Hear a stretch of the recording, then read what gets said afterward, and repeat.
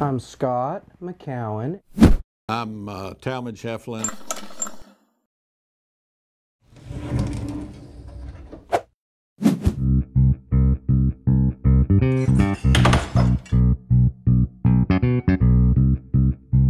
When you look at revenue that'll be coming in to mitigate part of that, probably anywhere from 12 to 15 billion is the number we'll see. We didn't even raise enough money to fund all of the present budget.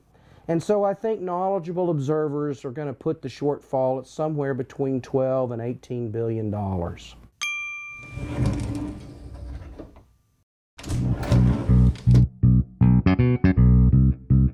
economy is not kicking back quite as fast as we had hoped it was and the comptroller had predicted. We don't have the revenue we need to fund our budget. And that's going to require that we take a balanced approach in the next session.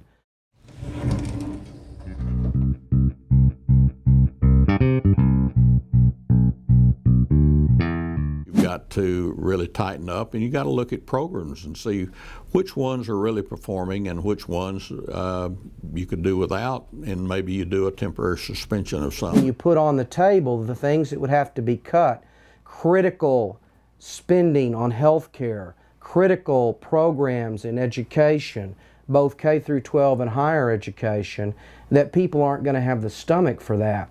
And they're instead going to have to look towards new revenue as well as spending all of the rainy day funds. Taxpayers don't need to be tapped anymore.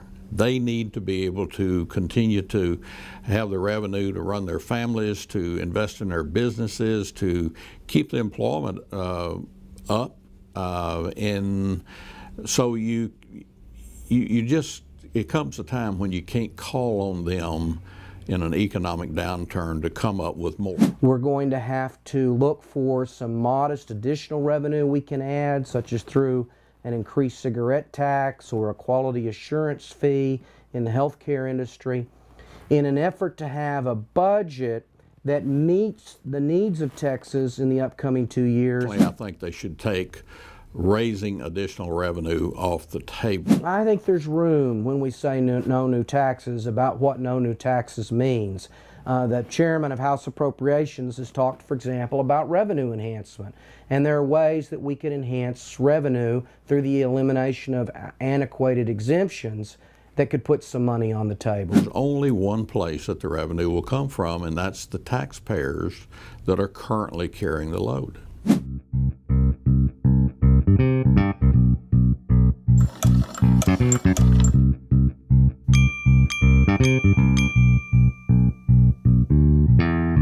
Looking at some antiquated exemptions that no longer serve their purpose is a great step that we need to take that could produce some new revenue to help balance the budget in a balanced way. Looking at what I think the leadership is standing behind is that no new taxes, and I think removing exemptions will be viewed as a tax increase or new taxes.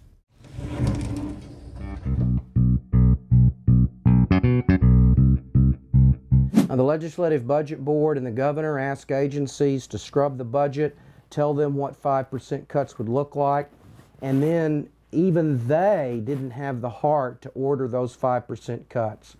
In order to balance the budget for the upcoming 2 years of the biennium, the cuts would have to be much deeper than 5%. You get a few billion out of education, you get a few billion out of health and human services, you get general government, you trim back there. Essentially, you go to the prison system, you trim back there. Essentially, you go and get some money from everybody. The governor couldn't cut 5% out of our current budget. What makes him think he could cut 20% out of our next budget?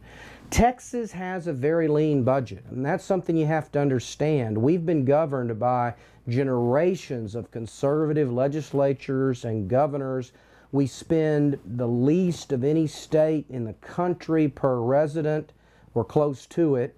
And we just don't have the cuts available to us that other states may have. You need to go back and adjust your state spending, and I think that's a time when, as hard as it will be, it can be done.